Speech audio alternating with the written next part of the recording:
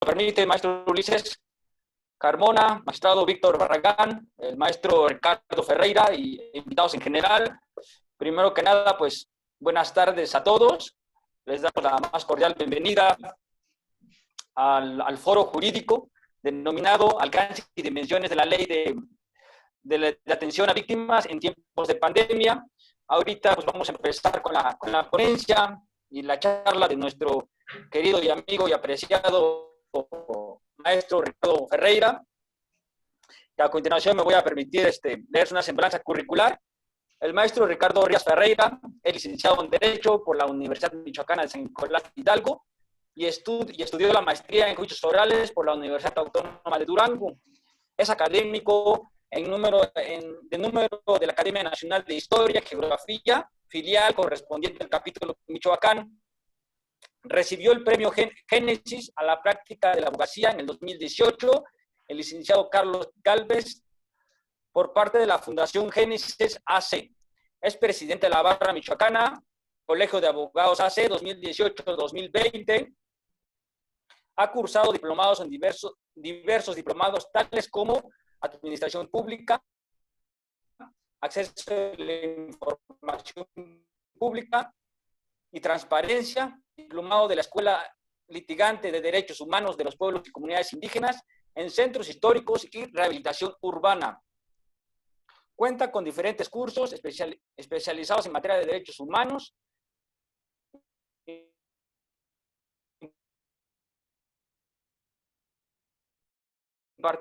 En su experiencia docente, es profesor invitado en la primera moción de diplomado en planeación sustentable de los centros históricos, Facultad de Planeación Urbana Regional de la Universidad Autónoma del Estado de México 2009-2010. Ha sido profesor de posgrado en docencia de Ciencias Sociales de INSEP, José María Morelos, y profesor de Criminalística y Victimología del Instituto de Formación e Investigaciones Jurídicas de Michoacán. Profesora en la licenciatura de Seguridad Pública en Ciencias Forenses de la Universidad Michoacana, profesor de la Facultad de Derecho del Instituto IFIJUM, profesor de la Escuela de Enfermería del Hospital de la Nueva Señora de la Salud, en la licenciatura y técnico en Enfermería y Obstetría incorporada a la UNAM, profesor de la carrera profesional técnico en Radiología. Actualmente es titular federal del Centro de Atención Integral en Michoacán de la Comisión Ejecutiva de Atención a Víctimas. Antes me gustaría que hiciera una breve intervención en representación del Instituto de Formaciones Jurídicas del Estado IFIJUM a la licenciada Isis Citlali Lubiano. Adelante, Isis, por favor.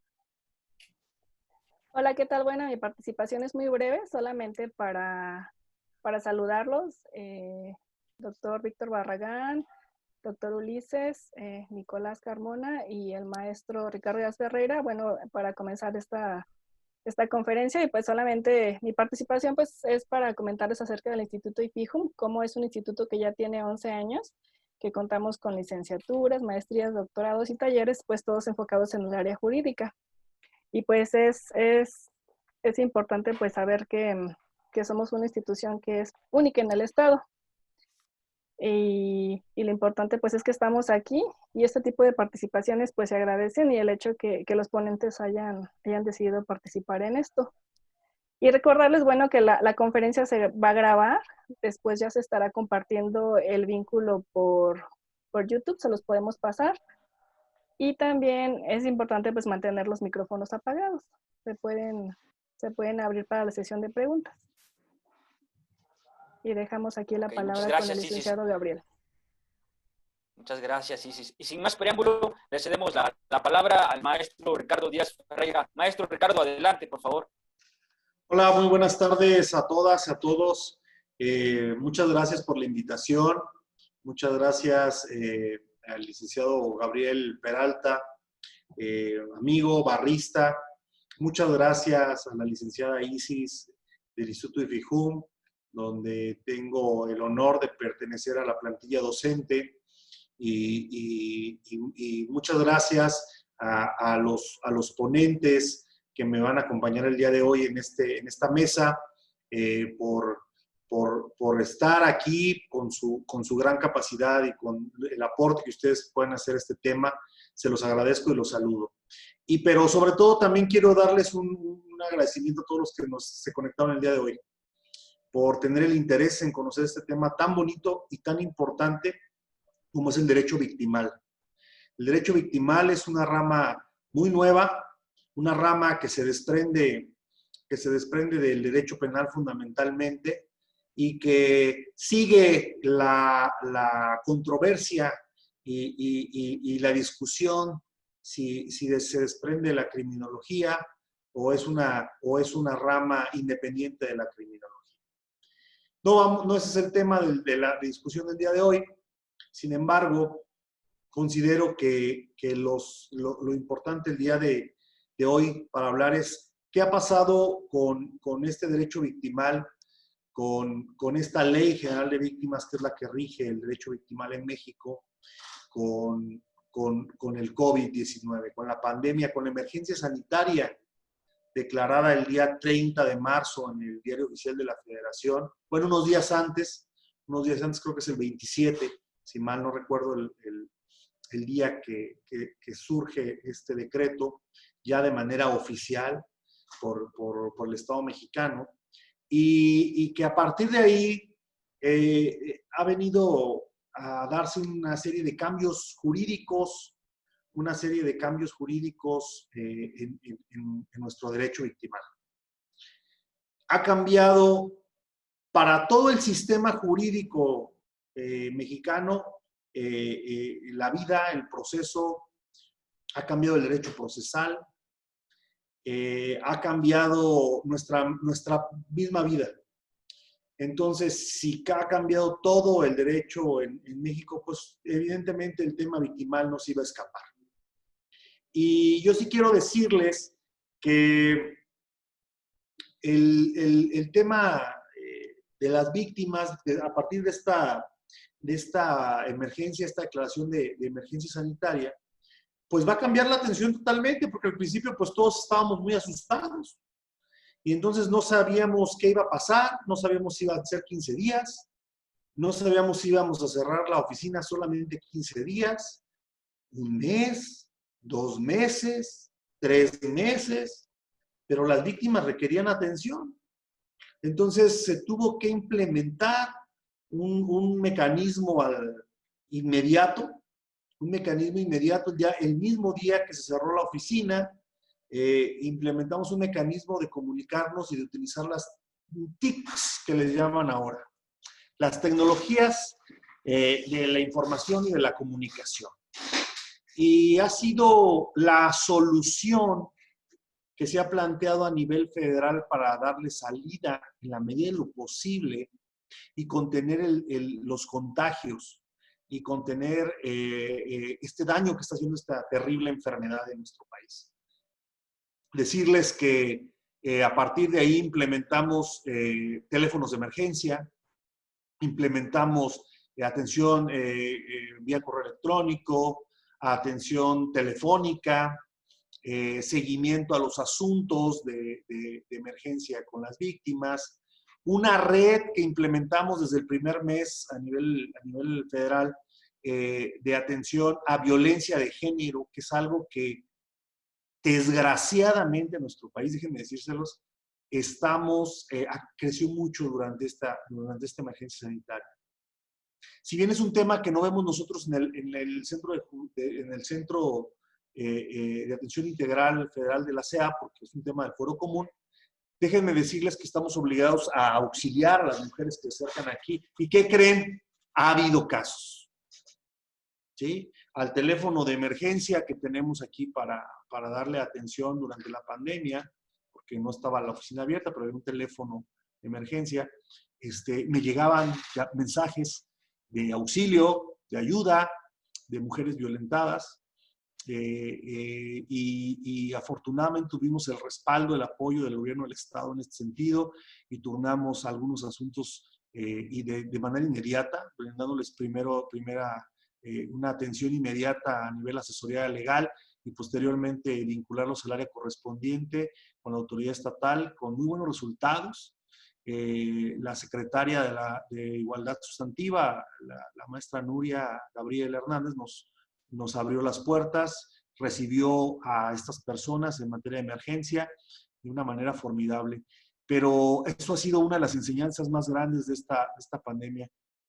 Fue una sorpresa para nosotros, para mí en lo particular, que esto haya crecido y que sí, no solamente eran cifras que nos daban y que veíamos en las noticias, hablaban las personas. A la fecha, antier vino una persona aquí solicitando auxilio, pese a que estamos en semáforo rojo, por violencia, sobre todo intrafamiliar y agresión de hombre a mujer, de esposo a esposa.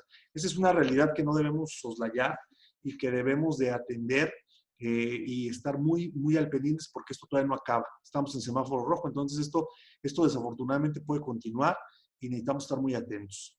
Otro de los temas importantes, por ejemplo, que se tuvo que implementar, yo les platico de mi experiencia, porque pues yo podría hablarles aquí de todo lo que es el modelo de atención integral, pero muchos de ustedes ya lo conocen, muchos de ustedes ya conocen la ley, hay operadores aquí de la ley y del modelo. Aquí veo compañeros que están conectados de la Comisión Estatal de Atención a Víctimas, quienes les mando un saludo. Conocen el modelo, ya les he hablado del modelo. Yo quiero platicarles qué pasó en la pandemia. Yo quiero decirles qué es lo que ha sucedido en esta emergencia sanitaria.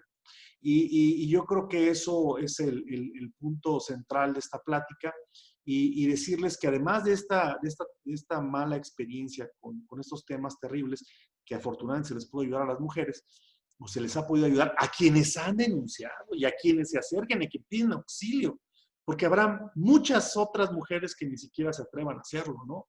Y ojalá cada vez haya esa intención de hacerlo y acercarse y que nos tengan la confianza.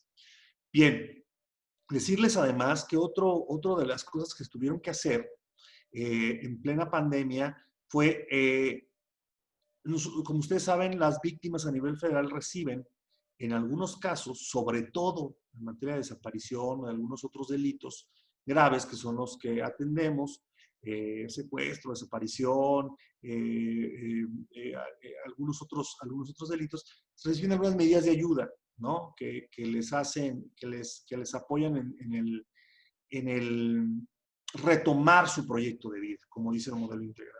Bueno, pues lo que se tuvo que implementar a nivel nacional y las personas que ya venían siendo usuarios de nosotros, fue adelantarles esas medidas de ayuda.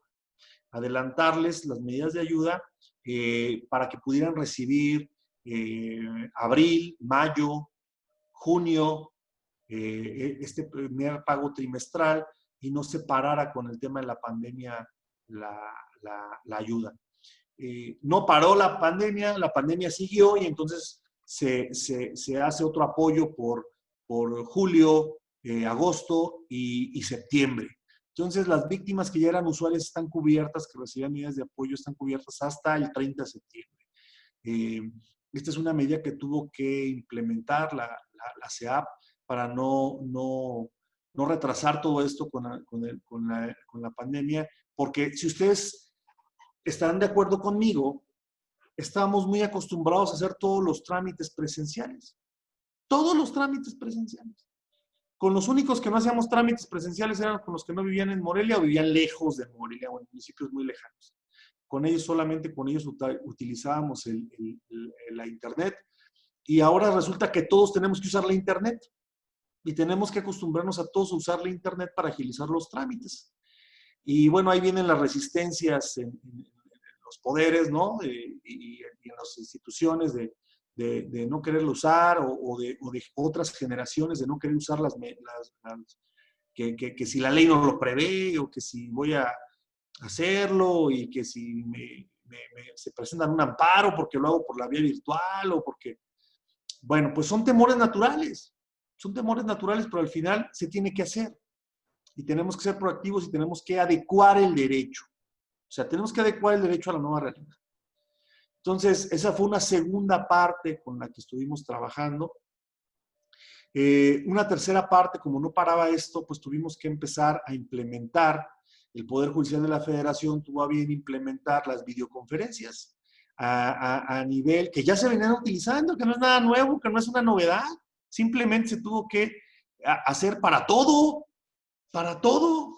Y si no era necesario que estuviera una persona de manera presencial, pues hacerlo de vía videoconferencia. Y resulta que si tienes problemas para conectarte, pues vente al Centro de Justicia Penal Federal, pero el chiste es que continúa la atención sobre todo asuntos graves o de término, ¿no? O con detenido. Y entonces esto fue un muy buen avance porque pudimos desahogar asuntos importantes, asuntos que estaban en ese momento muy álgidos. Y bueno, pues desde, ahora sí que, como se dice, desde la comodidad de tu oficina te podías conectar. Y la primera plataforma que se implementó fue la plataforma Telmex, que fue con la primera que trabajó el Poder Judicial de la Federación y desahogamos la primera audiencia en la pandemia. Entonces eso fue fabuloso porque además reduce los contagios y además el asesor jurídico victimal pudo estar a distancia en las videoconferencias. Evidentemente nunca va a ser lo mismo, evidentemente nunca va a ser lo óptimo, pero solucionó el asunto. Y entonces esto es un asunto que nos fue ayudando y que a nivel federal se fueron destrabando mucho las cosas de urgencia. Esto en el nuevo sistema. Esto en el sistema actual vigente. Porque en el sistema anterior, pues ahí se quedaron los asuntos. Ahí los términos pararon, ahí se quedaron los asuntos.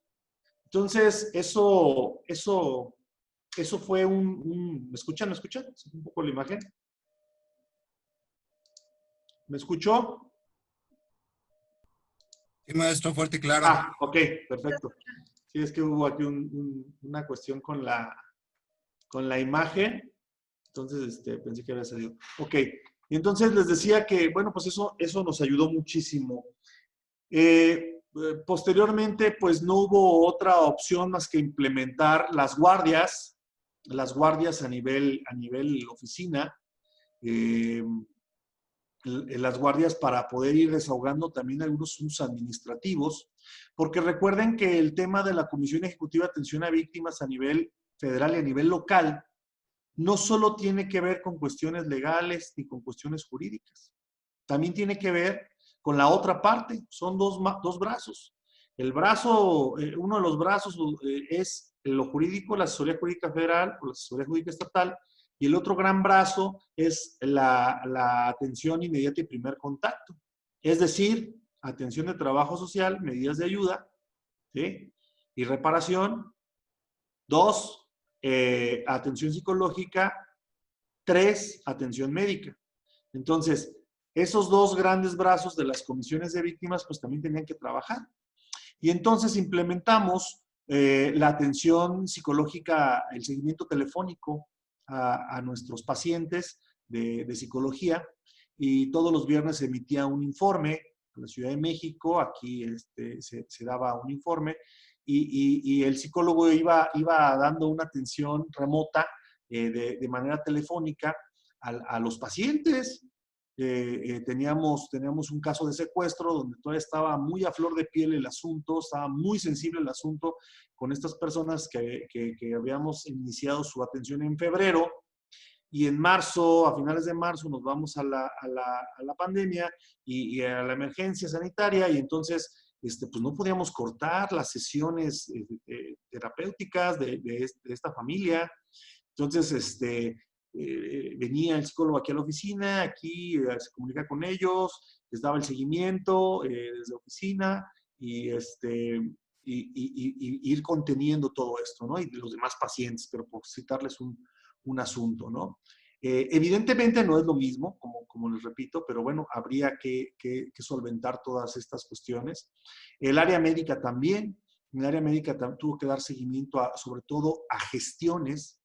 Tuvimos algunas gestiones a nivel médico de las víctimas. Afortunadamente ninguna del COVID, ninguna por COVID hasta el día de hoy. Todas han sido por otros padecimientos, por otras solicitudes médicas, de medicinas, de otro tipo de atenciones. Afortunadamente ninguna al día de hoy. Tocamos madera, que ninguna de COVID. Pero también el área médica tuvo atenciones, tuvo vinculaciones. Y bueno, pues el área administrativa, porque pues esa tampoco para el área administrativa, y entonces pues también su servidor pues, tuvo que venir aquí a seguir comprobando la gasolina y a seguir comprobando todo, y pagar la luz y pagar el agua y hacer todo lo que una institución necesita para sobrevivir. Y entonces pues eso tampoco para. Hay COVID, pero pues hay que pagar la luz, hay que pagar el agua, hay que estar al pendiente del inmueble, hay que estar al pendiente de todo lo que se requiere, hay que solicitar cubrebocas, hay que gestionar tapetes sanitizantes, etcétera. Y bueno, pues eso también es otra parte muy importante que no se ve, pero que hace que esto esté en pie. Y la importancia es que siga habiendo la atención, que la atención no pare y que la atención pueda ser continua. Separaron algunas cuestiones de traslados y de viáticos por razones obvias, y recuerdo que nos tocó ir a localizar por orden de un juez a una víctima de urgencia. Y fueron el mes pasado los compañeros con cubrebocas y con todos a tratar de localizar a una persona que urgía. Y bueno, pues el trabajo no para, y el trabajo tratamos de hacerlo de manera más responsable, sin exponer a nadie, pero hay que hacerlo y hay que atender a las víctimas, ¿no? Entonces es un asunto complicado. También tuvimos que adecuar otros procedimientos. También adecuarse a, bueno, si no atendemos a lo mejor alguna diligencia en Zamora, pues vamos a tratar de atenderla ahora en Morelia. Los de MP se han movilizado también para facilitar las cosas, nos han apoyado mucho los ministerios públicos de la Federación para tratar de solventar los asuntos más urgentes y hacer el menor tipo de traslado, sobre todo para entrega de carpetas, para cuestiones de ese tipo. Hemos contado con su apoyo. En fin, el tema de desahogar juntos, nos ha tocado, bueno, les ha tocado a los asesores desahogar juntos, incluso, ya sea aquí, hoy se desahogó una diligencia aquí, por ejemplo, con MP, aquí en el centro, que está más desahogado de personas. Nos ha tocado desahogar videoconferencias en la delegación de la FGR, es decir, trabajar en equipo, ¿no? Trabajar en equipo las áreas para poder atender a las víctimas a la brevedad. En la pandemia no ve sábados ni domingos. Cuando vienen de la Ciudad de México los ministerios públicos. ¿Cómo ando de tiempo, Gabriel? ¿Ya? ¿O todavía tengo? Otros, pues ya casi. Ya casi cierro. Está el tiempo, maestro. Bien, Sí. les quiero decir que este ha sido un panorama más o menos general de cómo hemos estado trabajando en términos generales. La adecuación, ¿sí? En plena pandemia, el sábado en la noche, pues hay que desahogar una diligencia porque vienen los ministerios públicos de la Federación de México, reconocimientos de cuerpo, reconocimientos de cuestiones de desahogo de diligencia, etcétera. Bueno, pues hay que atenderlo, ¿no? Y hay que ponerle mucha voluntad, mucha imaginación, mucha precaución para poder continuar con esto. Y esta semana ha sido muy complicada porque tenemos que atender a la gente y estamos en semáforo rojo. Entonces, pues tratamos de hacerlo de la manera más cuidada posible y sin exponernos, ¿no? Les quiero compartir algunos números. Fíjense, el tema de la pandemia, evidentemente, pues no va a ser lo mismo número de atenciones. Sin embargo, por ejemplo, les quiero compartir. En el área de trabajo social, en el mes de abril, el mes de marzo, se habían reportado 20 atenciones, ¿sí? En el mes de abril se reportaron 34. En el mes de mayo, 35. En el mes de junio, 25. O sea, fíjense, y en febrero se habían reportado 18. Perdón, en el mes de marzo se habían reportado 20, que todavía no empezaba la pandemia. Entonces, el trabajo ha sido continuo y remoto, además remoto, ¿sí? Entonces, esto no ha parado. De un universo, nosotros tenemos 1000 expedientes. En Michoacán tenemos 1000 expedientes federales. Obviamente no atendemos solo 1000 personas. En un año atendemos 1000 personas, pero no todos tienen expediente, ¿verdad? Eso también que quede claro. Cada asesor jurídico, también para que tengan el dato, tiene 180 expedientes designados y solo son 3. Entonces ya sabrán el cúmulo de trabajo que hay. Es impresionante para el poco personal. Además, pues, lo triste, este año nos tocó un recorte de presupuesto, ustedes ya lo conocen, no voy a hablar de eso, no voy a entrar en debate.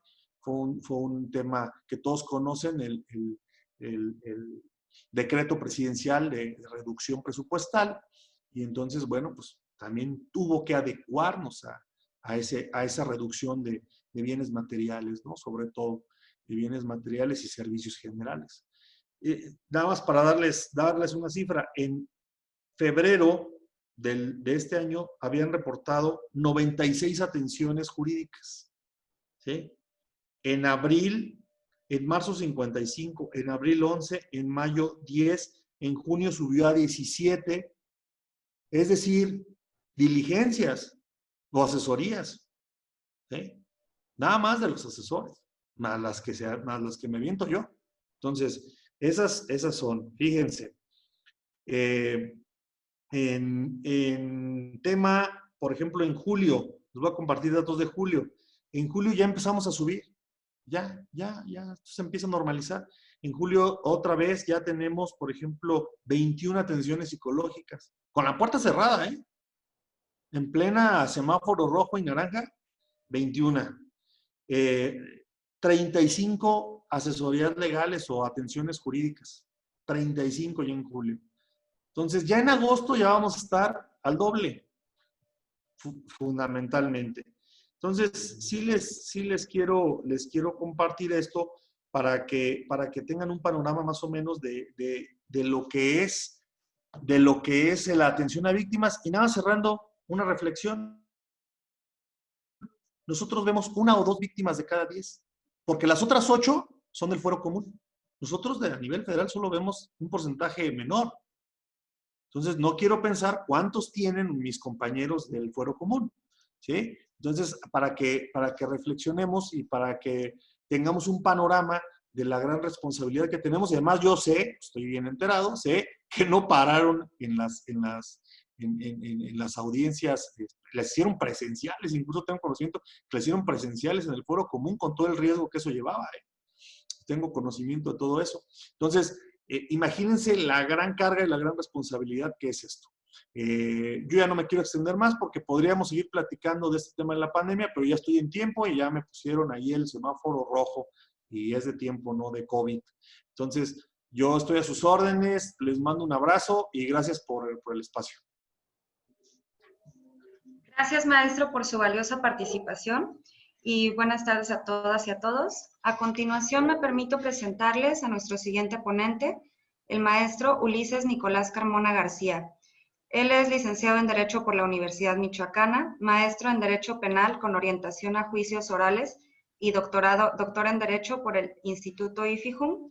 Y a lo largo de su trayectoria se ha desempeñado en diversos cargos, tales como formador de formadores del Sistema de Justicia Penal Acusatorio y Oral para la Facultad de Derecho y el órgano implementador del Sistema de Justicia Penal, y defensor público en diversas adscripciones de la Defensoría de Oficio del Estado de Michoacán. Actualmente es abogado postulante y profesor en Derecho Penal, Litigación y Estrategia en Juicios Orales, Amparo Penal, Técnicas de Debate en Juicio, Derechos Humanos y Argumentación e Investigación Jurídica Penal en el posgrado de Derecho del Instituto IFIJUM, Instituto de Derechos Humanos de Campeche, Universidad Modelo de Mérida, Universidad Vizcaya de las Américas y Universidad de Durango, así como capacitador para los operadores del Sistema de Justicia Penal en 14 entidades federativas. Y sin más, los dejo con el maestro Ulises Nicolás. Maestro, le cedo la palabra. Muchísimas gracias. Primero, gracias por la invitación, gracias a Gabo, a Isis, al Instituto IFIJUM. Es un honor poder compartir esta nueva enseñanza virtual.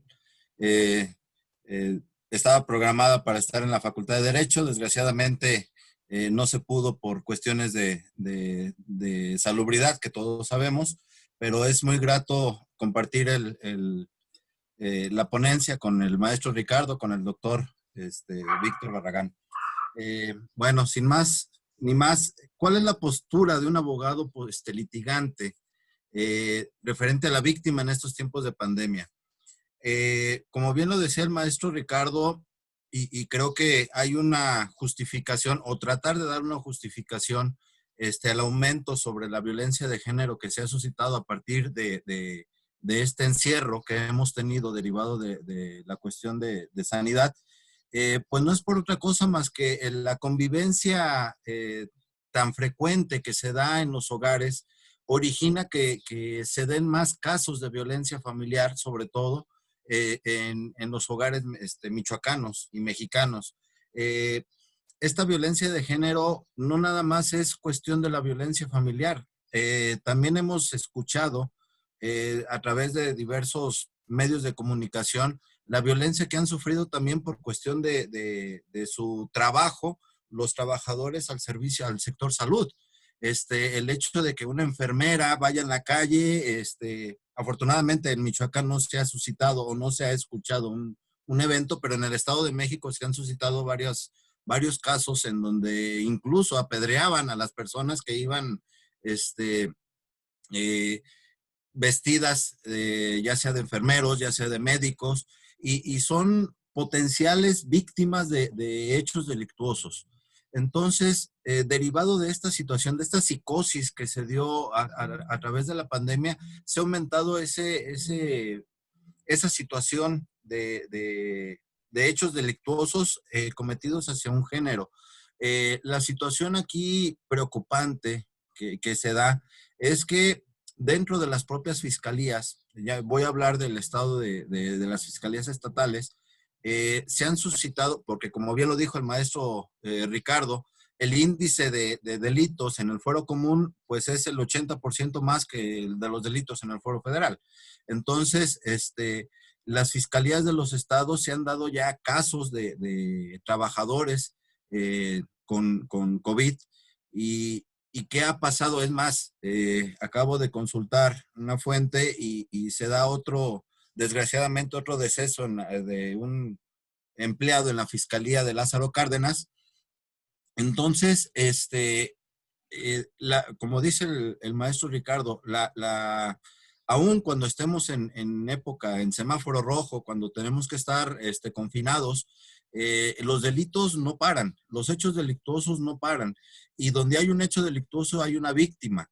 ¿Qué es lo que pasa con las víctimas? Y es a lo que se refería el doctor, el maestro Ricardo, de que pocas denuncian. Si estando no en riesgo sanitario, no denuncian por temor, ahora con este riesgo sanitario, menos denuncian por el hecho de que vas a la fiscalía y a lo mejor en la atención temprana, vamos a hablar en un delito en específico, violencia familiar, si no trae un golpe contuso, no se le atiende.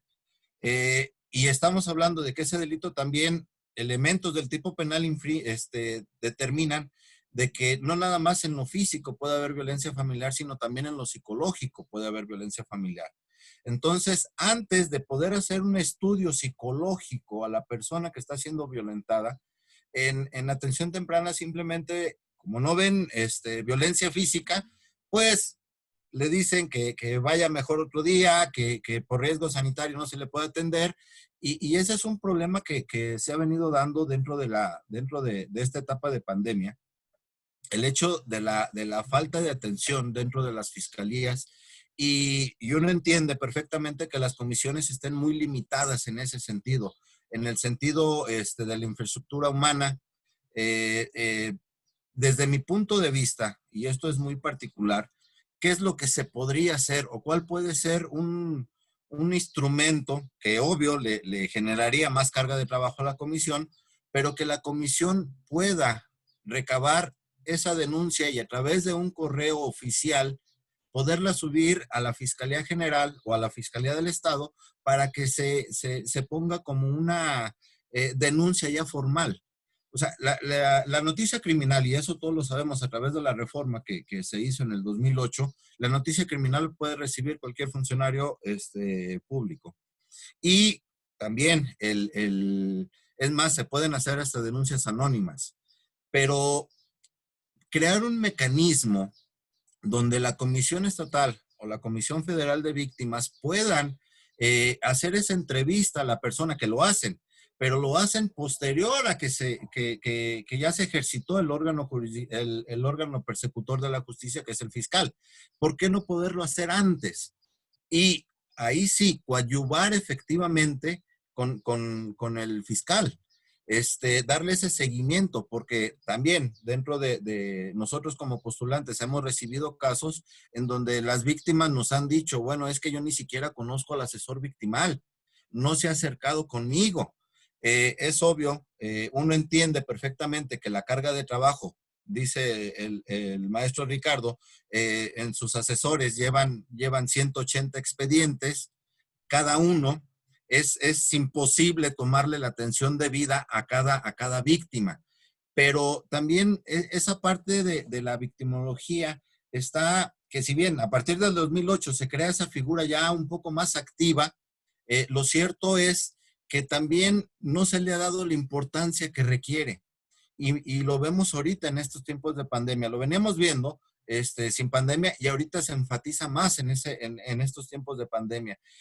Se ha dado un paso, pero nos faltan 1000 más para poder atender efectivamente a las víctimas. ¿Por qué? Porque todavía, si bien ahorita pueden estar un poco más protegidos sus derechos, lo cierto es que todavía falta muchísimo para poder hacer un equilibrio entre los derechos victimales y los derechos de una persona que se está siguiendo una investigación o que se está siguiendo un proceso penal.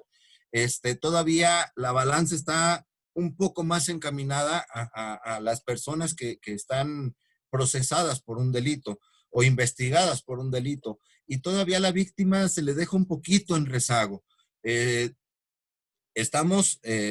Ya llevamos 12 años de la reforma judicial.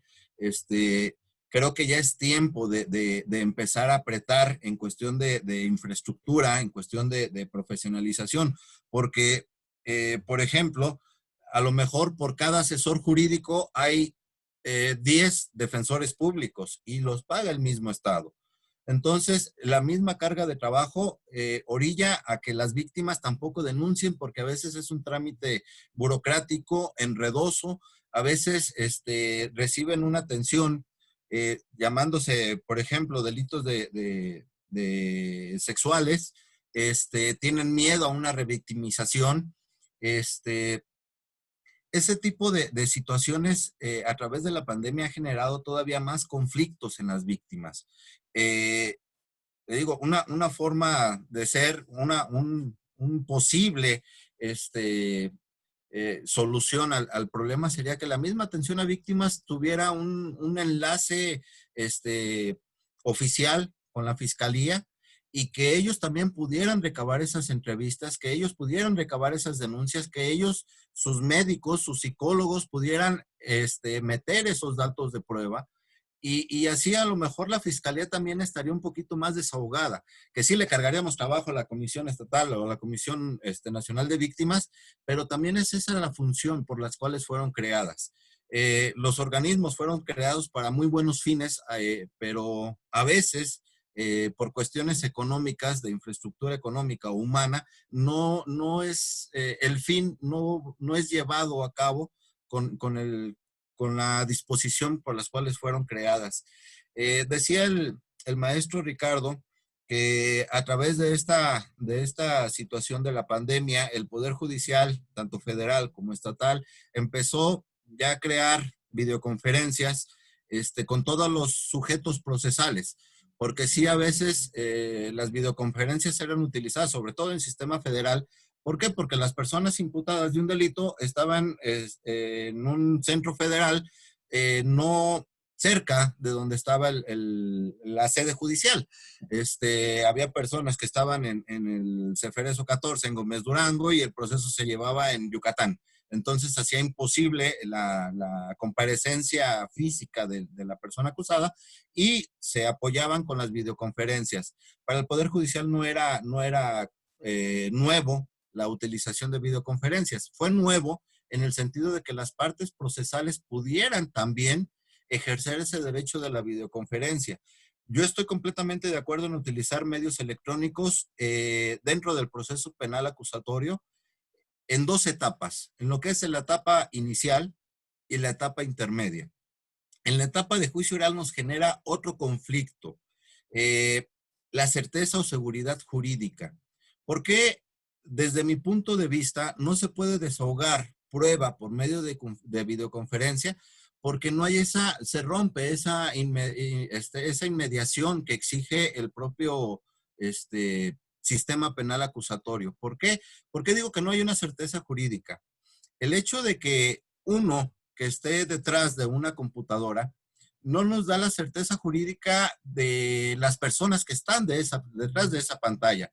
No nos da la certeza jurídica de los papeles que podamos tener cerca para podernos auxiliar en un testimonio y que pueden viciar el testimonio de plano.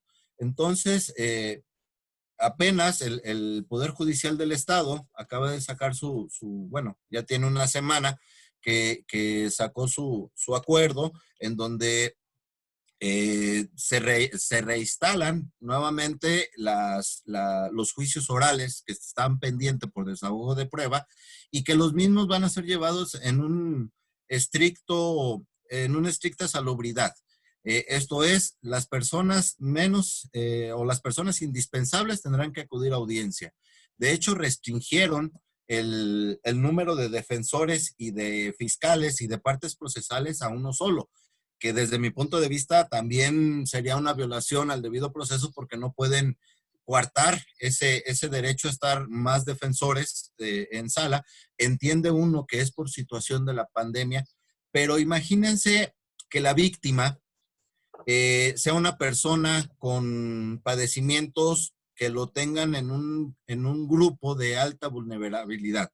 Esto es, de que la víctima sea una persona hipertensa, que tenga diabetes, que tenga cualquier padecimiento que lo hacen proclive en ese grupo más vulnerable. ¿Qué pasaría si él decide o antepone al órgano jurisdiccional esa excusa de poder estar presencialmente en una audiencia y desahogando su testimonio en una audiencia de juicio? Obvio, por la situación, y sobre todo aquí en Michoacán, que regresamos a semáforo rojo, lo más seguro es que el órgano jurisdiccional justifique esa inasistencia. Pero, y aquí vamos a otro punto. ¿Qué pasaría con el justiciable? Porque estamos en una equidad de derechos. ¿Qué pasaría con el justiciable que está a punto de cumplir 2 años de prisión preventiva oficiosa y que por esta situación, que no es, se vayan a cumplir esos 2 años? Un cambio de medida cautelar por un delito, se suponer, de secuestro y todavía con la agravante de una privación de la vida. Es una situación bien difícil de atender porque salvaguardando el derecho de la víctima como su derecho de salud. Efectivamente, justifico que no puedas comparecer en este momento a rendir tu testimonio, pero también tengo que ver la situación y eso como postulantes tenemos que poner para agilizar los trámites en juicio oral, que es lo que estaba, el problema fundamental que se dio en esta situación, porque como dice el maestro Ricardo, la presentación de la denuncia podemos hacer usos electrónicos para una audiencia inicial de situaciones intermedia también, pero de lo que no podemos prescindir de lo presencial es del juicio oral. Y el juicio oral es la etapa final dentro del sistema de justicia penal dentro de sus etapas normales. Ya después vendrá la apelación y después vendrá hasta posiblemente el juicio de amparo, pero y es que podemos nosotros ser preocupante es la situación del tiempo de las medidas cautelares en prisión preventiva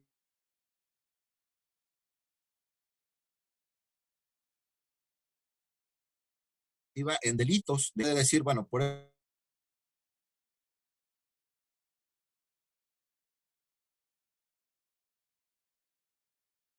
estos 4 meses,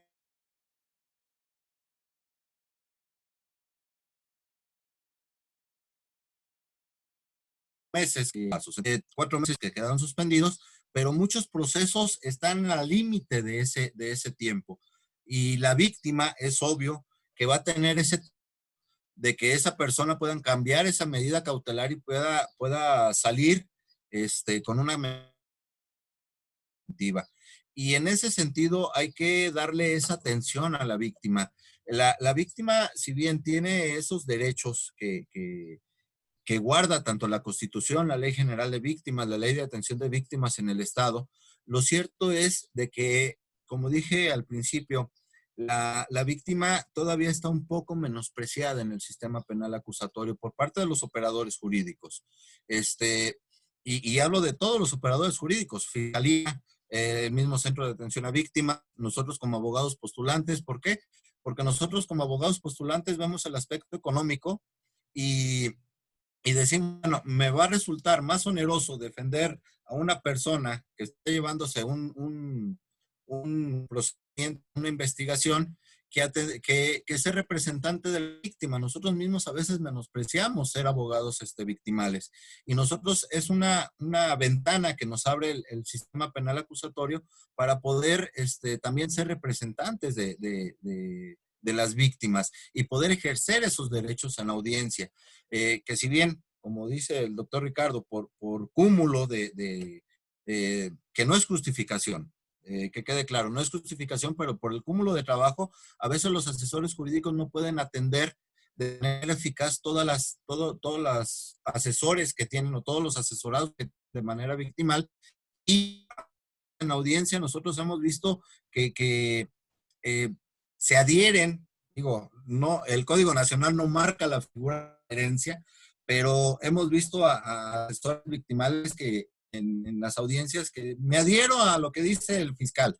Y aquí hay una situación, el fiscal no es representante de la víctima, el fiscal es representante de la sociedad. Nosotros como asesores victimales o la comisión de víctimas con sus asesores, somos los que representamos a la víctima dentro de un sistema de procedimiento penal. Y a veces nos olvidamos mucho de eso y más vamos a lo que dice el fiscal. Y esa es una de las primeras vulneraciones que se da para las víctimas el hecho de no estar representados jurídicamente con lo que exige el sistema penal acusatorio a las víctimas. Y se da mucho esta situación, le digo, desde que llega la víctima a la persona, y dejo esta pregunta abierta para que ustedes lo puedan analizar. ¿Por qué una persona que se está llevando un proceso, la misma Constitución dice desde que es el momento de su detención, tenga acceso a los registros de investigación, y 2, tenga un abogado que lo represente, que si no lo puede nombrar o no lo quiere nombrar, el mismo Estado se lo nombrará? ¿Por qué la víctima no? ¿Por qué la víctima ir sola a la fiscalía a presentar su denuncia? ¿Por qué la víctima no está representada desde el momento mismo de la presentación de su denuncia? ¿Por qué a la víctima se le deja a un lado? Y estamos hablando en la situación de la pandemia todavía un poco más. ¿Por qué? Porque la psicosis que se da de podernos nos hace utilizar herramientas con la víctima de un teléfono celular. Pero al final de cuentas dejamos sola a la víctima. ¿Por qué antes no está asesorada la víctima para ver los alcances para ver sus derechos, ¿por qué se deja a un lado? Es una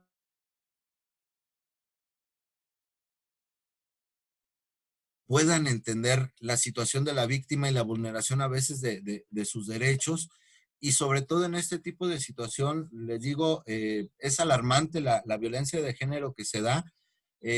Digo, no es justificación. Nosotros dentro del argot jurídico decíamos, bueno, si hay confinamiento, terminándose el confinamiento va a haber más divorcios, va a haber más pensiones. ¿Por qué? Porque desgraciadamente no estamos acostumbrados a vivir con nuestra pareja las 24 horas del día. Entonces, estamos, y no nada más con la pareja, con los hijos también. Estamos acostumbrados a que dejamos a los niños en la escuela y los pasan a recoger 7 horas después. O a veces hasta en la noche. ¿Por qué? Porque tenemos que hacer actividades laborales, porque si no hacemos actividades laborales, pues no comemos. Pero el hecho de estar conviviendo las 24 horas dentro de un espacio limitado como es el hogar, genera también a veces algunas situaciones que propiciaron esa violencia familiar. Como les comentaba, el hecho de la violencia hacia un sector, que fueron los trabajadores del sector salud, fue derivada también de la misma psicosis de la pandemia. Que los trabajadores de la salud arriesgaban y siguen arriesgando su vida por el alto índice de contagios que se puedan dar dentro de su fuente laboral, pero que también se suscitaron situaciones de esta psicosis en la calle, que no los dejaban subir a un transporte público, y eso es totalmente discriminación y es parte de la violencia de género que se suscita a través de esta pandemia y que desgraciadamente son los que no denuncian o los que no son atendidos. ¿Me haces una señal, Gabo, para decirme cuándo corto? Porque yo también a veces me voy de largo, ¿eh? Si gusta, hay unos 5 minutos, unos 4 minutitos más para no demorar más el tiempo. Ok, muchísimas gracias, Gabo. Por favor. Entonces, por favor. esta situación dentro de nosotros, en cuestión de la postulancia particular, está poco atendida también la víctima. A veces hay abogados, y yo he escuchado abogados que han dicho, bueno, pues para eso está el Ministerio Público. Entonces, no todo es la Fiscalía o no todo es el Ministerio Público. Hay que ser bien conscientes, hay que ser éticos en el trabajo de la abogacía y hay que apoyar también a la Comisión Estatal de Víctimas, que si bien tiene una infraestructura que un abogado postulante no tiene, esto es, un abogado postulante no tiene un médico para poder dar esa atención, un abogado postulante no tiene un psicólogo para darle la atención psicológica. Lo cierto es que puede uno coadyuvar con esa, porque la ley no lo prohíbe. Nosotros a veces les decimos a algunos clientes, bueno, está la Comisión Estatal de Víctimas para que tú puedas atenderte psicológicamente si no tienes los recursos económicos para ir con un particular. Desgraciadamente, ahora sí, les hacemos más la carga de trabajo a las comisiones estatales y nacionales, que pueden decir, bueno, tienes para pagar un abogado particular, pues también podrás tener para pagar tu psicólogo. Y es también buena la postura de las comisiones en ese sentido. Pero desgraciadamente, entre el pleito que puedan tener abogados postulantes y las comisiones, dejamos en medio a la figura principal que es la víctima. Y les digo, aquí la atención a la víctima debe ser primordial. Así como las personas privadas, investigadas de un delito también tienen ese derecho, pues también la víctima, y es la que hemos dejado a un lado, y sobre todo en esta época de pandemia. Sería por el momento todo, mi estimado Gabriel.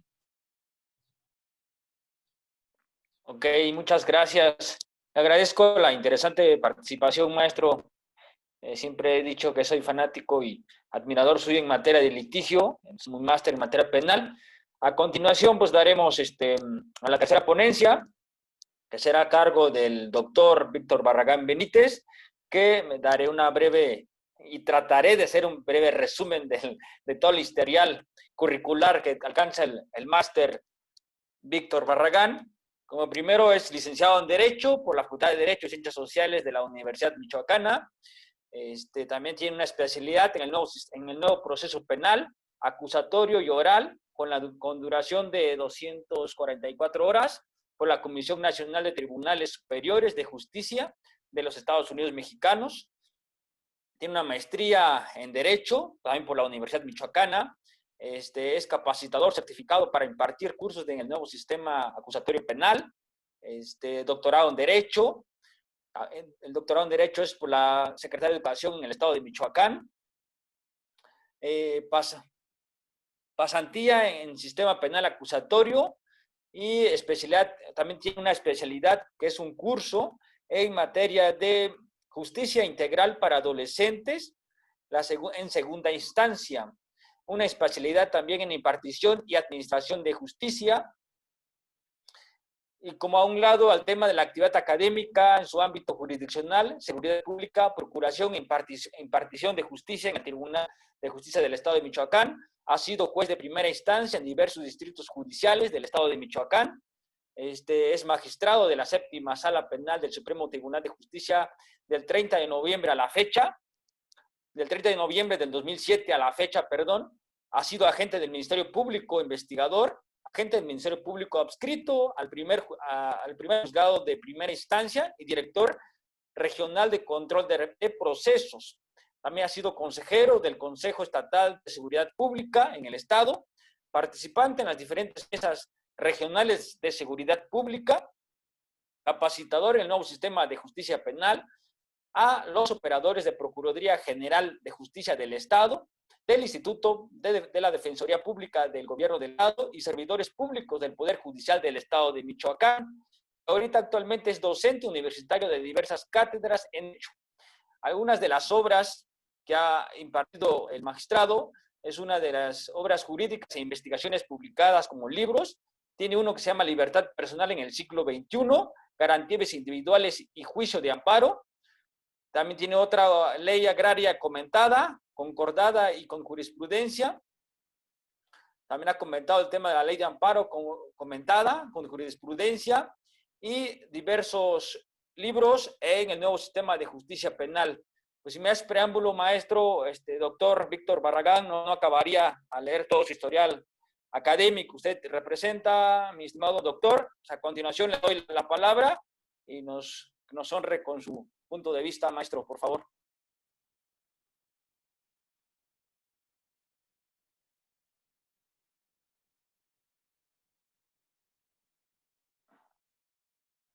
Doctor, creo que no me escucha, creo que tiene apagado el micrófono. ¿Me escucho ahora sí?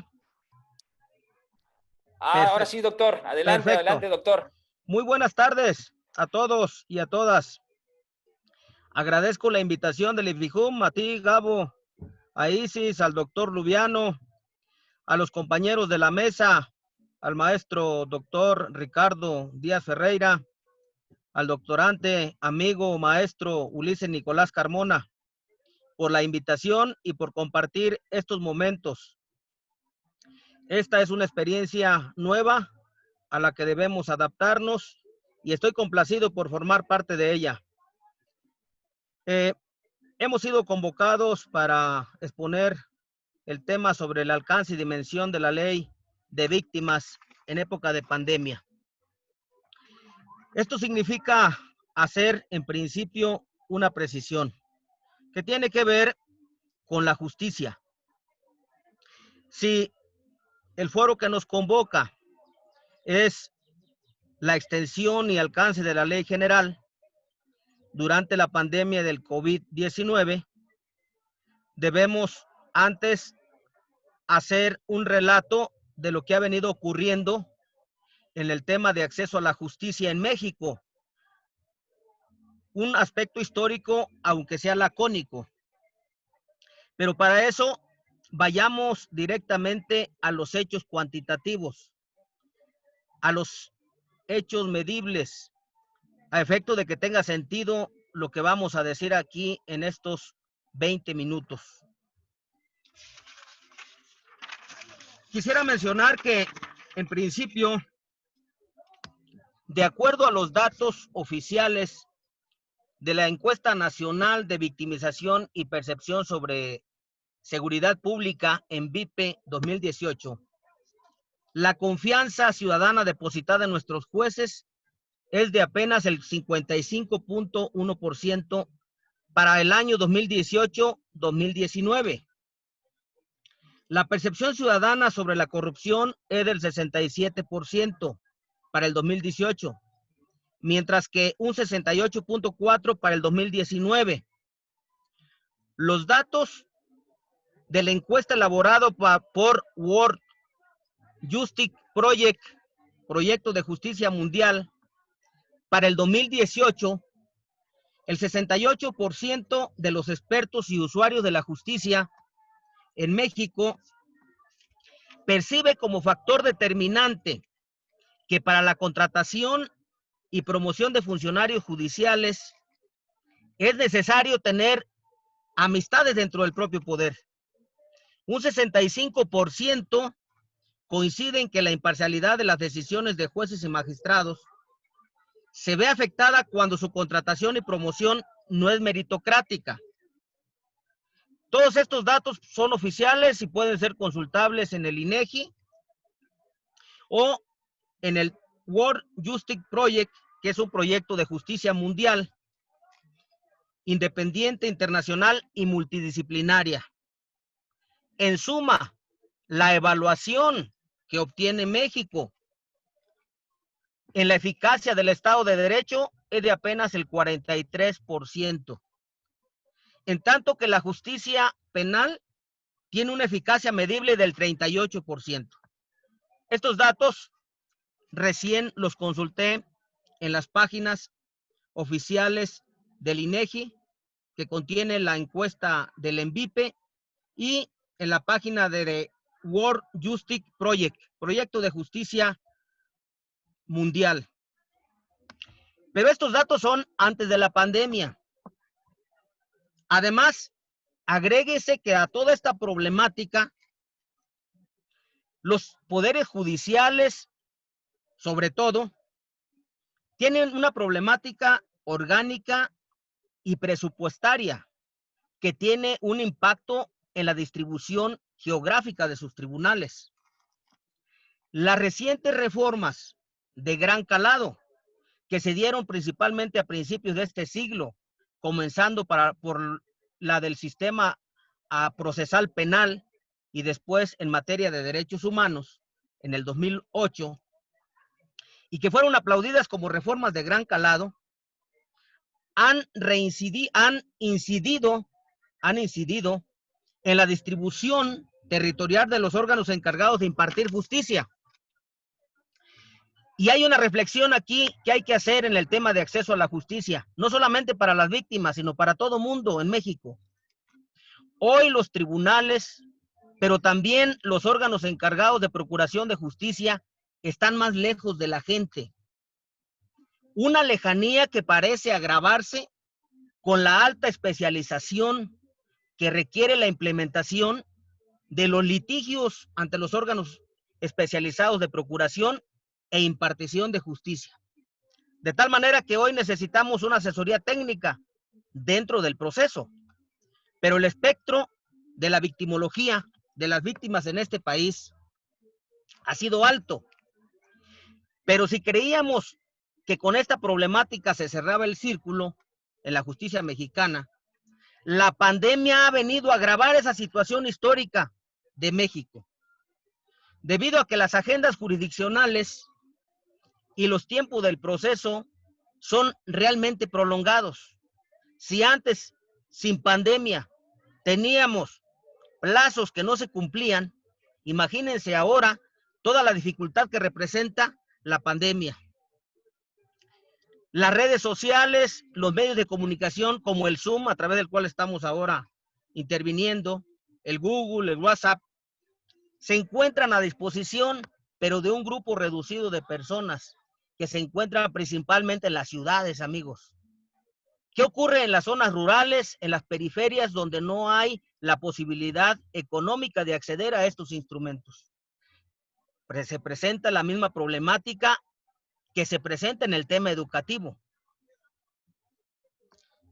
La Ley General de Víctimas, que por cierto es de reciente creación, publicación, es de apenas de 7 años. Fue publicada en el 2013, resultado primero de la competencia aceptada de la Corte Interamericana de Derechos Humanos en 1998, de las sentencias de esta Corte Interamericana y de todas las exigencias del Estado mexicano con la comunidad internacional, pero es algo muy reciente.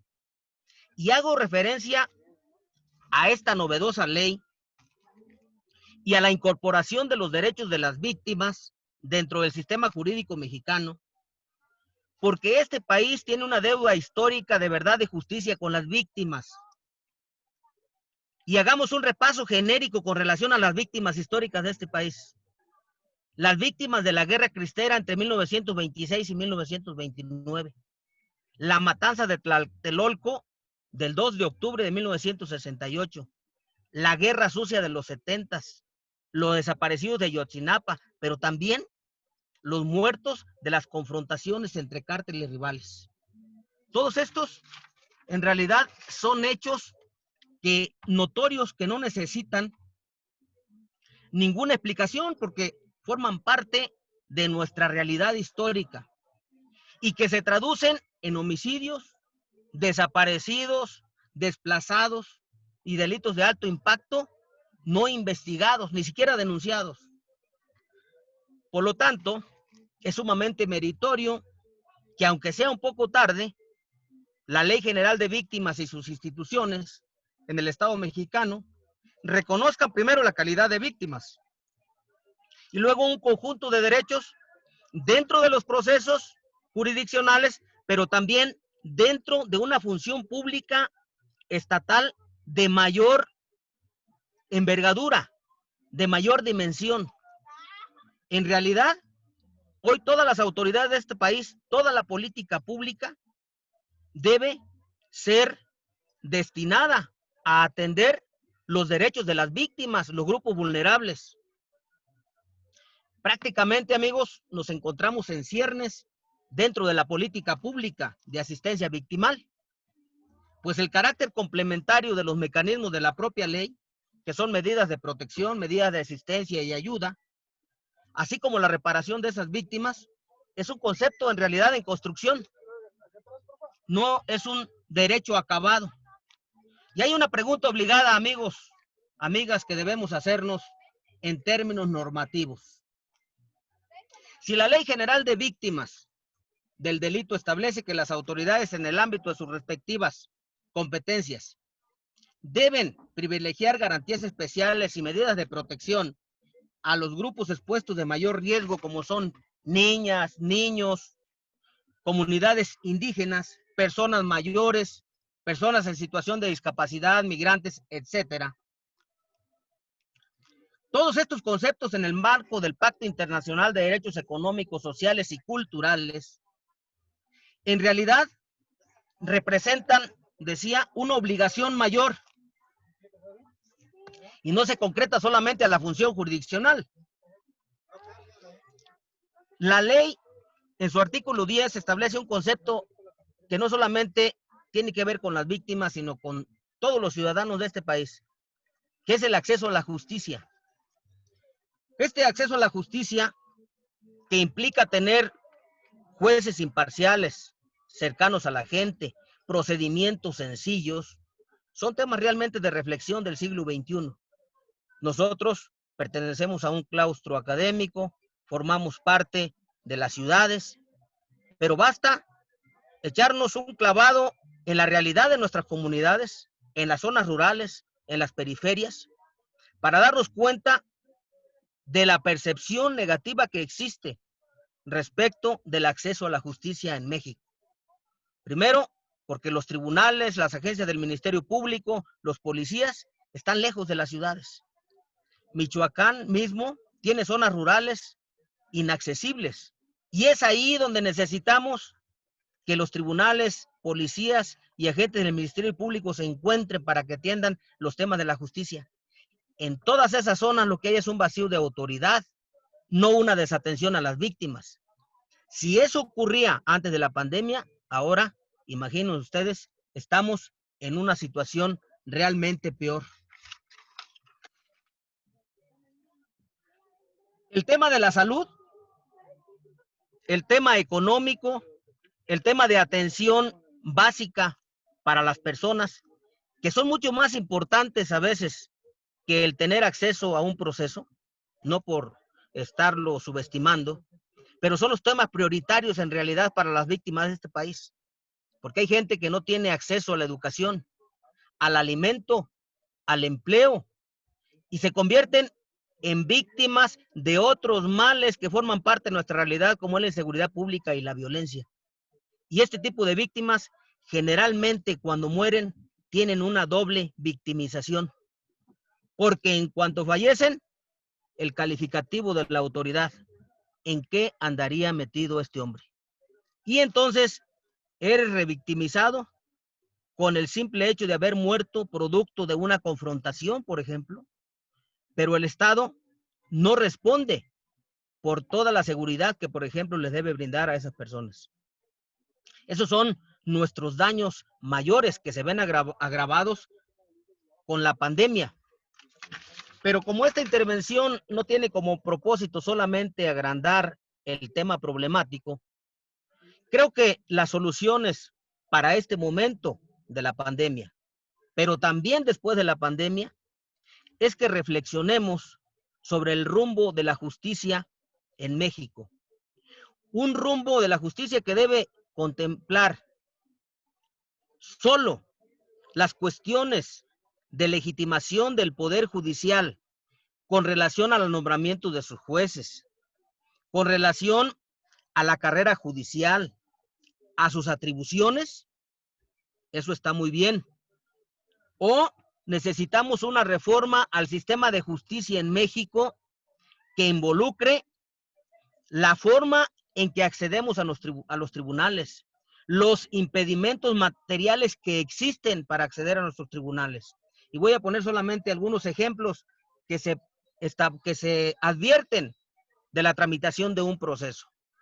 Es muy común, principalmente en delitos federales, que delitos cometidos en Michoacán, por ejemplo, estén siendo juzgados en Veracruz, Tamaulipas, Matamoros, Jalisco, Nayarit.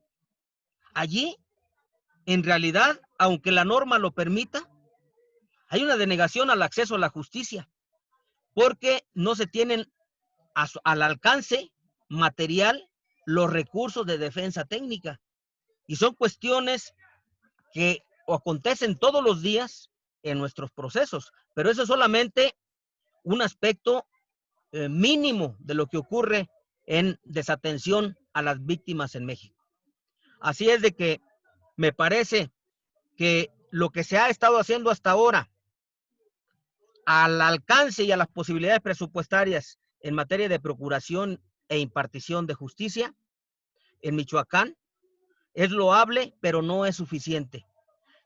Desde mi particular punto de vista, desde que se declaró la pandemia a nivel nacional, mostré mi inconformidad por haber decretado la suspensión de actividades de los poderes judiciales y el de la Federación, porque la actividad jurisdiccional es tan básica como la de nuestros agricultores, la de nuestros campesinos, la de nuestros ganaderos, los comerciantes que todos los días arriesgan su vida para llevarnos el alimento a sus comercios y a la distribución para que no nos falte a los que nos dedicamos a otras actividades.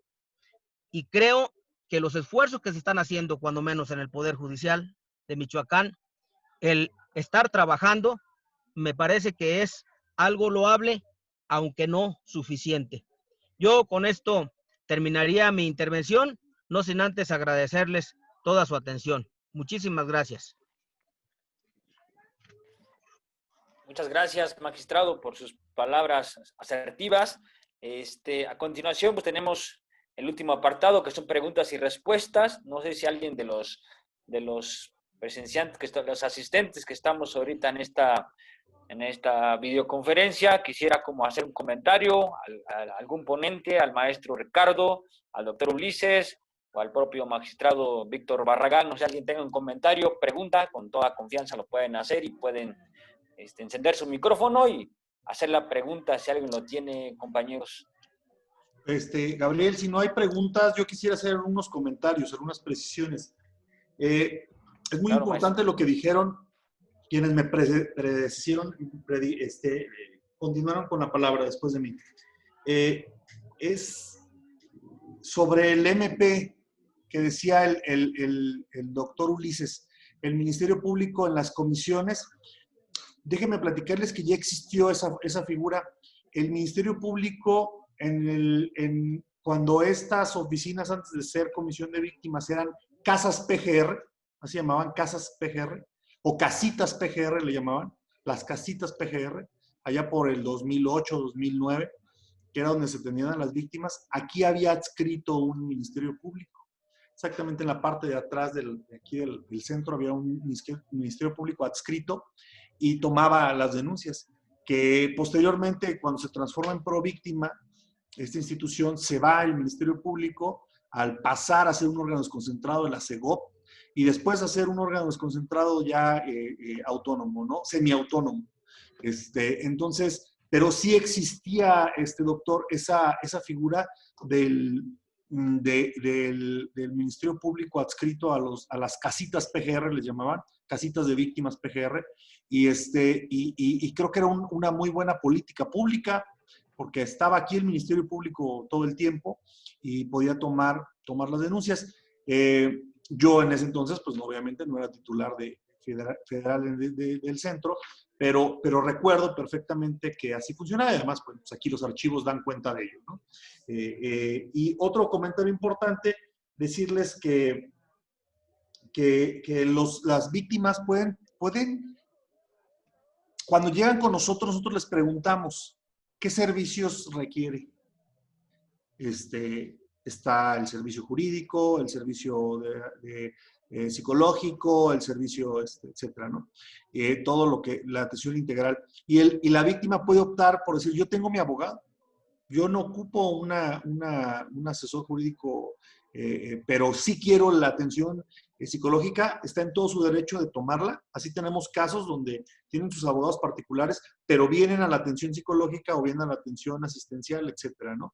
Y firman una renuncia a los servicios jurídicos, pero es una renuncia además muy benévola, porque la renuncia dice que en el momento en que termine la relación con su abogado, ya no quiere seguir con su abogado particular, puede regresar con nosotros y solicitar un abogado víctima.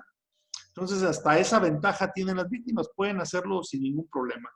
Y otra cuestión que decía el magistrado Víctor Barragán, muy importante también, en cuanto a sus comentarios, déjenme decirles que tiene toda la razón en algo, bueno, en todo lo que dijo, pero en algo en particular.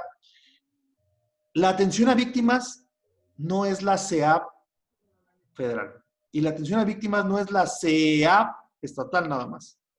La atención a víctimas la da el Sistema Nacional de Atención a Víctimas, que está constituida por el Estado mexicano y que es corresponsable con las comisiones de articular la atención a víctimas. Y la ley lo dice muy claramente en uno de sus artículos, si no mal recuerdo, el 89, 79, 80, no me crean muy bien, soy muy malo para los números, pero hay un artículo donde habla de la coordinación interinstitucional y la división de funciones en la Ley General de Víctimas, creo que es el 79, y habla ese artículo de la responsabilidad del Estado mexicano de atender a las víctimas. O sea, la CEAP no tiene un hospital para víctimas, la CEAP no tiene una policía victimal. Quien tiene que darle, quien es responsable de darle la atención a las víctimas es la Secretaría de Salud, la Policía Ministerial, la Policía Federal, la Policía Municipal, dependiendo del caso y del contexto. Pero, por ejemplo, nosotros no podríamos atender los 1000 expedientes sin el DIF o sin la Secretaría de Salud. Es impensable. O sea, nosotros tenemos muchos documentos solicitando vinculaciones de atenciones psicológicas o médicas al sector salud o al DIF para poder solventar eso. ¿Saben cuántos psicólogos tengo aquí adscritos? 1. ¿Ustedes creen que uno va a poder para 1000 expedientes? Pues claro que no. Ocupamos lo que dice el magistrado. Ocupamos de que el sistema nacional funcione, pero esto obviamente pues va iniciando. O sea, la CEAP inició en el 2014, el 8 de enero del 2014. Entonces falta mucho todavía por construir, pero lo que sí es cierto es que el Estado mexicano es el responsable, no es solamente las comisiones. Y luego a veces los oficios que nos mandan los ministerios públicos, yo estaba leyendo uno que me mandaron aquí, que yo decía, bueno, o sea, pues sí, pues somos el órgano coordinador y ejecutor del sistema, pero no somos el sistema. Nos han pedido cada cosa que le demos. El otro día me llegó un oficio donde me pedía un ministerio público de la Federación, me pedía, no de Michoacán, de la Ciudad de México, me pedía que le diera protección a la persona, protección porque corría peligro. Pues ni, creo que la única macana es la del policía que está aquí en la puerta, la única macana que tengo a mi alcance. ¿Cómo le va a dar protección a una víctima de seguridad? Pues claro que no, pues obviamente le tuve que regresar el oficio diciéndole, es tu obligación decirle a la Policía Federal, ¿sí? O a la Policía Ministerial, o a la Policía Municipal, o al gendarme, o a quien tú quieras, pero esa es tu obligación y te lo pido por oficio. Tú tienes que brindarle esa seguridad, no yo. ¿Yo con qué herramienta voy a ir a cuidarlo? O sea, ¿o con qué le voy a mandar o sea, Hermano, cosas de ese estilo, ¿no? sí, estoy aquí en una... Y debemos entender que el Sistema Nacional es quien debe brindar ese contexto, ¿no? El Sistema Nacional debemos de hacer operar el Sistema Nacional para la víctima, como decía el magistrado Víctor Barragán. Eso es todo y perdón por extenderme. Alguien, la licenciada Sara, creo que iba a comentar algo. Licenciada, adelante, por favor. Gracias. Sí, hola. Bueno, mi pregunta va dirigida, es en relación a algo que dijo el maestro Ricardo, pero me gustaría conocer el punto de vista en este asunto de los tres, porque pues cada uno está tratando con las víctimas desde un ángulo distinto, entonces sería interesante conocer su opinión. Ciertamente hay una gran resistencia por parte de la población en todo este ámbito nuevo de hacer las cosas de manera tecnológica, a través de las tecnologías de la información. Yo he escuchado que mucha gente piensa que si presenta una denuncia a través de un correo electrónico, incluso hacen comentarios como, es que eso no tiene validez. Si no vas y lo presentas directamente en la oficina, no tiene validez. Entonces, me gustaría saber qué consideran que se podría hacer para que las personas tengan más confianza en usar las tecnologías para todos estos procedimientos.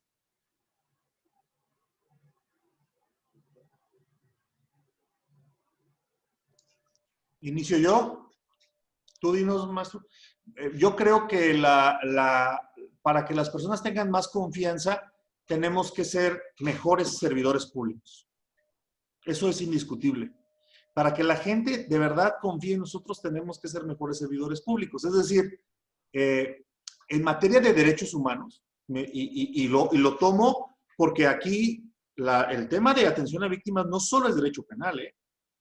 Recuerden lo que dice la Ley General de Víctimas, es todas las víctimas del delito y de violación a derechos humanos.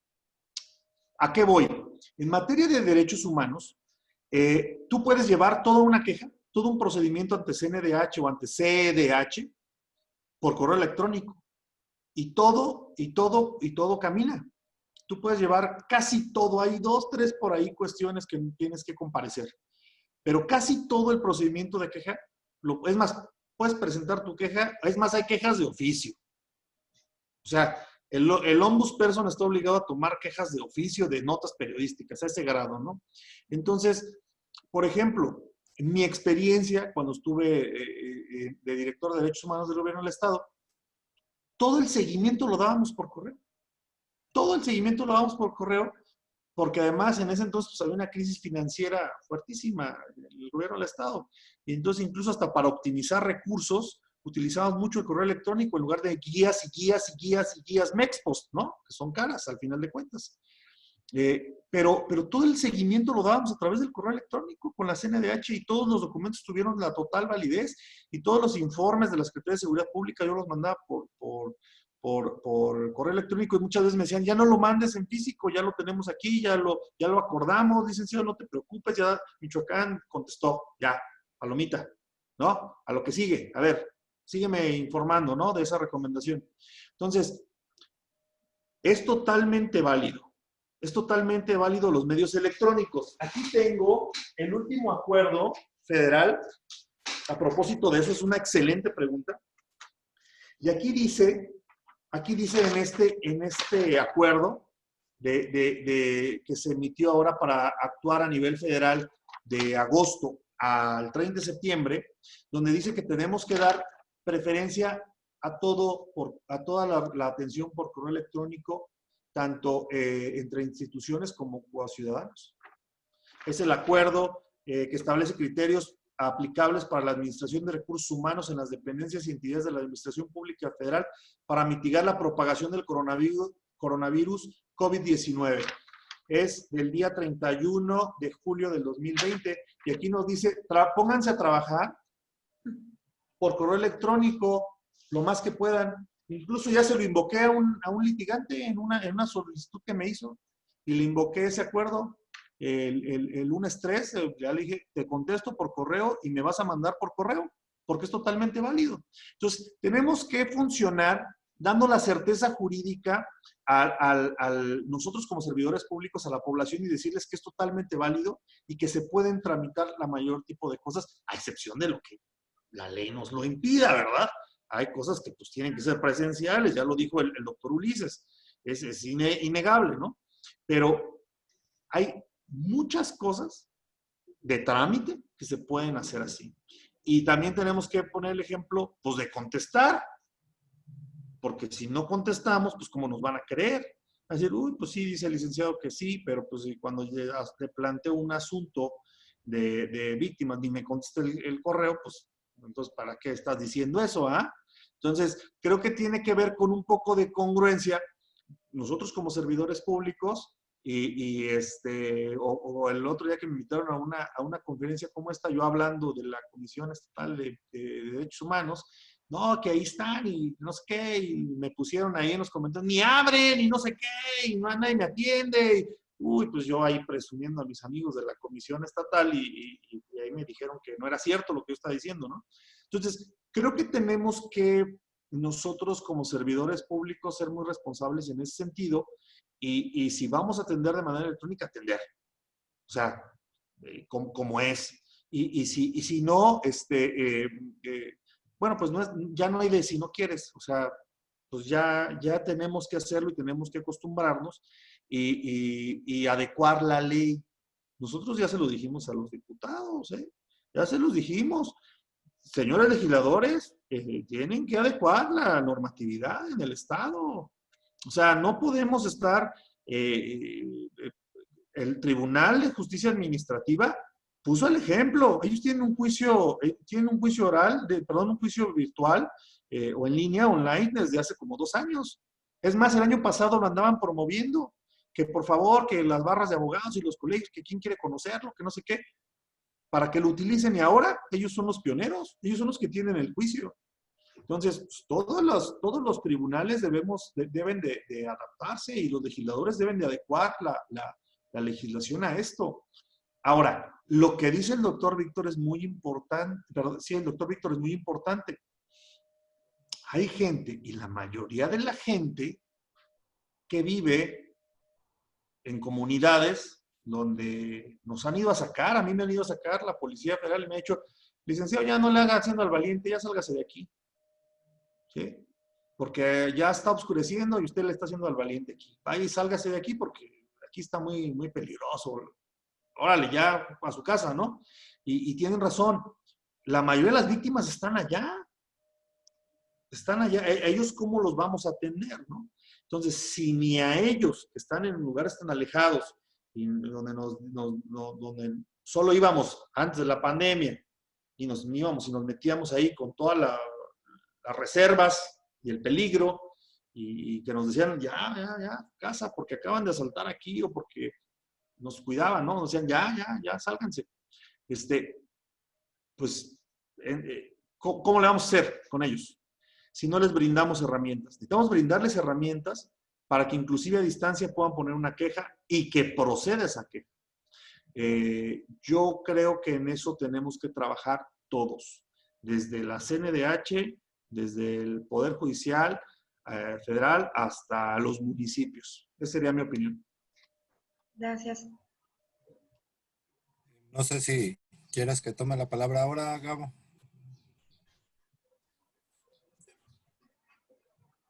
Adelante, Okay. maestro Ulises. Adelante. Contestándote, Sara, mira, la pregunta era, ¿cómo crear esa confianza en la gente para usar la tecnología? Creo que aquí hay que atender varios puntos. Una, ¿cuántos tenemos acceso a esa tecnología?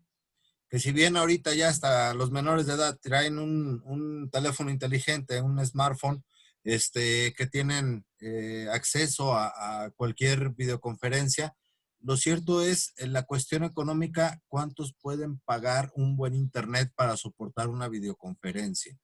Ese es el primer punto. El segundo punto, hay comunidades, como bien lo refería el doctor y lo reafirmó el maestro Ricardo, es comunidades que no tienen acceso ni siquiera a internet. Entonces, desde ahí el Estado mexicano está fallando. Decía el doctor Víctor, el problema se está suscitando en la educación. ¿Por qué? Porque ahorita las clases que son virtuales, muchos no tienen acceso a esos medios tecnológicos y desde ahí se empieza a crear esa desconfianza.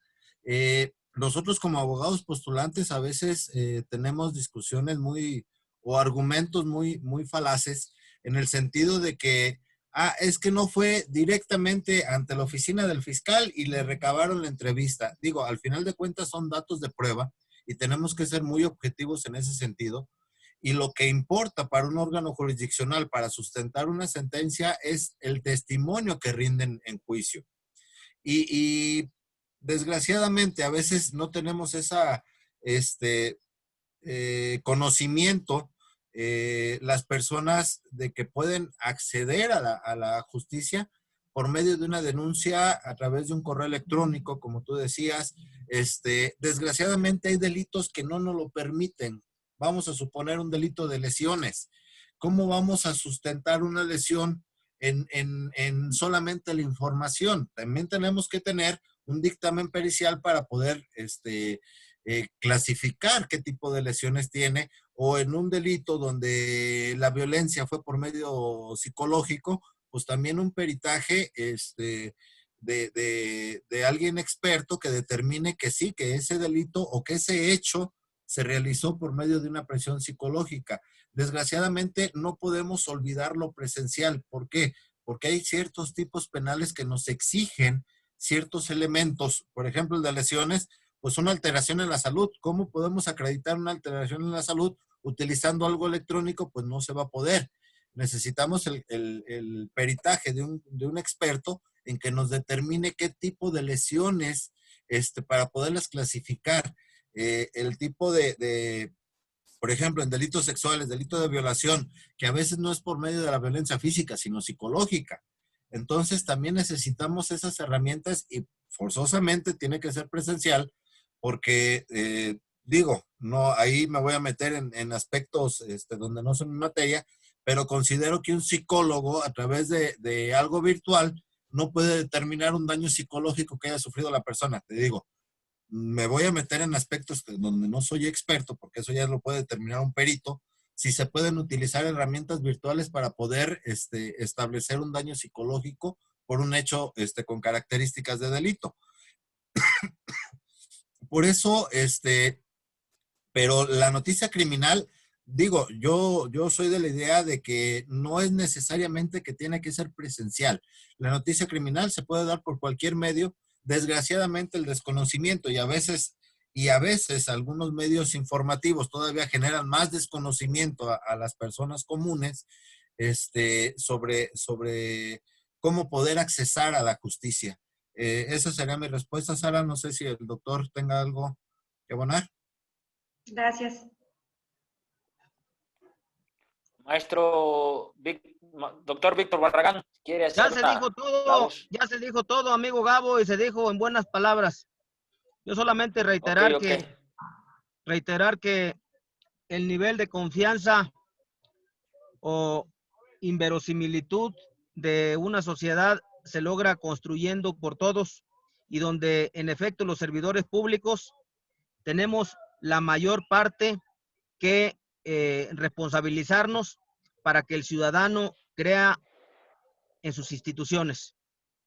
Y la verdad es de que con relación a esta intervención estoy muy agradecido por la invitación, amigas y amigos, doctor Ricardo, doctor Ulises, por compartir estas opiniones, a todos los que están presentes, y quisiera disculparme anticipadamente por si esta reunión va a seguir. Me prestaron un módem aquí para comunicarme con ustedes y ya estoy viendo que están medio nerviosos, que necesitan el espacio, y me voy entonces voy a esperar un momentito. Maestro, doctor, perdón que le interrumpa. Sí. Si usted me lo permite, nada más quisiéramos, ya en 5 minutos terminamos. Sí. Agradecer enormemente también que usted sepa la presencia aquí de los compañeros de la Comisión de Atención a Víctimas del Gobierno del Estado de Michoacán. También por aquí están unos presentes.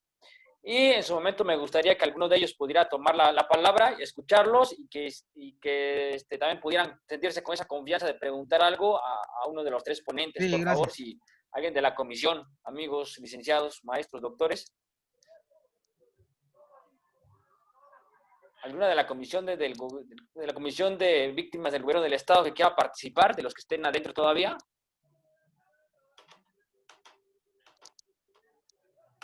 No, creo que hace rato me estaban comentando una chica, pero creo que nadie. Bueno, entonces creo que pues no nadie comentó de la Comisión de Atención a Víctimas. Pues agradecer, sin más preámbulo, magistrado Víctor Barragán, su tiempo que nos compartió, su ponencia, al maestro Ricardo Díaz Ferreira, un gran amigo, presidente ahí de la barra michoacana del Colegio de Abogados del Estado. Agradecerte, maestro. Al maestro Ulises de la misma forma, un gran abogado penalista. También agradecer al maestro Ulises. Y reintegrar que la consultoría jurídica integral que nosotros estamos encabezando como jóvenes y por parte de una asociación civil nos dedicamos mucho a hacer este tipo de actividades de recreación, de divulgación, de tratar de acercar conocimiento académico, jurídico, cultural, científico a los diferentes jóvenes. Yo soy joven, a los diferentes jóvenes, y esperemos que nos vuelvan a tomar otra invitación más adelante, mis estimados maestros y doctores. Muchas gracias. Gracias. Me das preámbulo, pues nos despedimos. Que tengan buena tarde, noche a todos. Gracias a todos. Gracias. Y gracias por la invitación, Gabo. Gracias. Gracias a todos. Un abrazo para todos. Gracias. Un abrazo a la distancia para todos. Buenas tardes. Buenas tardes. Buenas tardes. Ya son noches. Nos vemos, Isis. Adiós, Isis. Hasta luego. Adiós, Isis. Excelente participación. Saludos a todos en el IFICOM. Gracias. Bye. Bye.